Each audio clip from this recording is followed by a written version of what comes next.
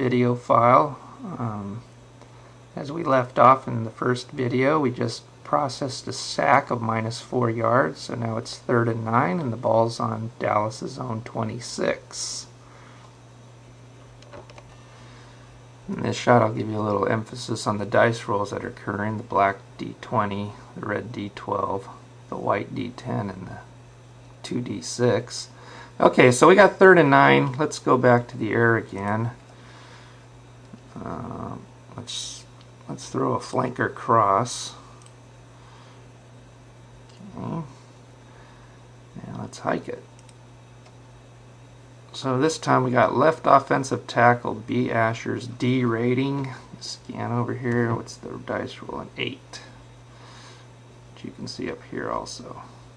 So let me look him up.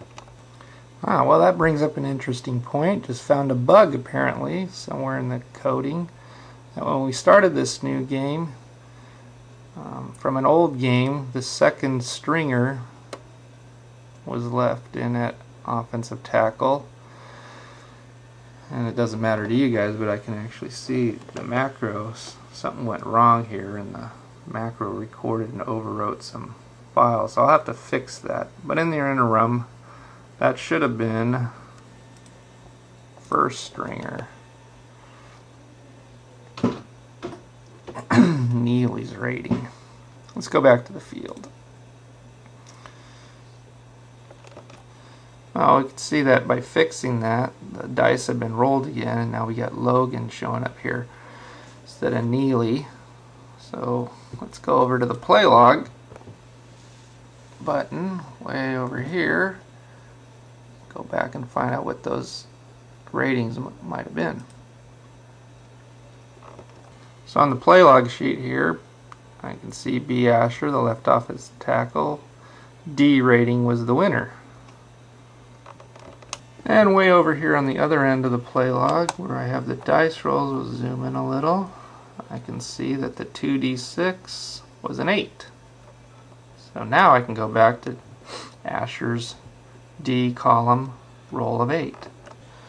The play log didn't record the variable D10 yardage, the yellow die, but that's kind of inconsequential. We'll just use what's showing right here, the 6. So let's give them a 16-yard gain, because on an 8 of Asher's card is a result code of 11. So 10 plus 6 is a 16-yard gain, and we're going to have a first down. Let's process that. Use the 15 and the 1. And then up in the corner here, we'll have to reset 1st and 10. Now if we don't, and try to hike it, we'll get an error message.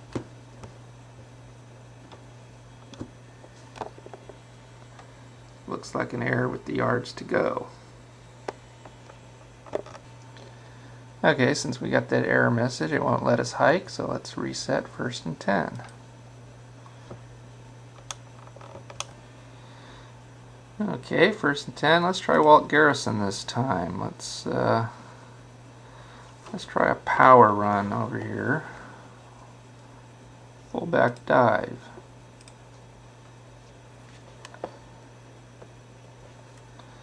Let's hike it. Left offensive guard, Nyland's A rating. A rating was an 8. Let's see what the roll was. A 6. Go down to the 6, and we see it's a 9-yard gain. I'm going to process that with the gain of 10 and the loss of 1. So now it's 2nd and 1. Time for another offensive play. Let's try that flanker cross again. A 2nd and 1 might be a good choice. Click the hike. Cowboys are winning all these matchups. Right offensive guard, Nyes, D7. Looking over at him. Down 7 is a 10 result code, special result code. That's a result code that has us look for odd and even on this D10. This is even, so in even cases it's the necessary yardage for the first down. So in this case it's just a 1-yard gain. Gain 1, reset 1st and 10. Way over here to the far left, let's click on the box score. Let's see what kind of stats the Cowboys are starting to amass here.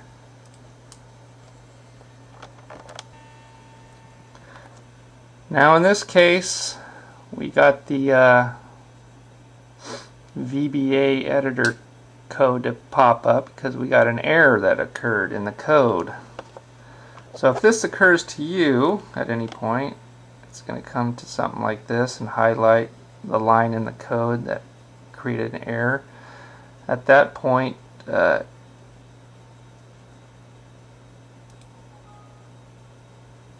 like you to, let's do it again.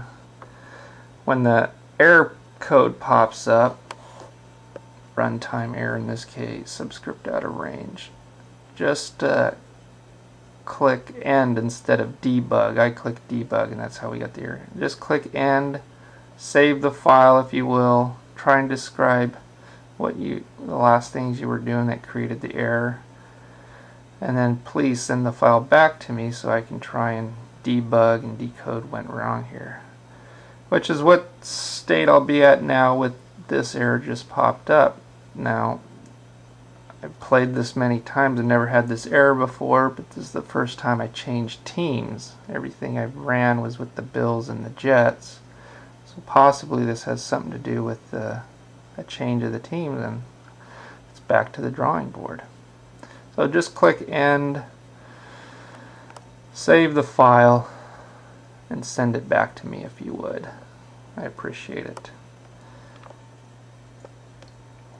Anyways, I'm getting near ending time. Well, I got quite a few minutes, but this is probably good enough. This is basically an understanding of how to run the utility helper. Hopefully we're not going to get a lot of these programming bugs, and your use of it will be smooth sailing, especially once I figure out what this latest bug is.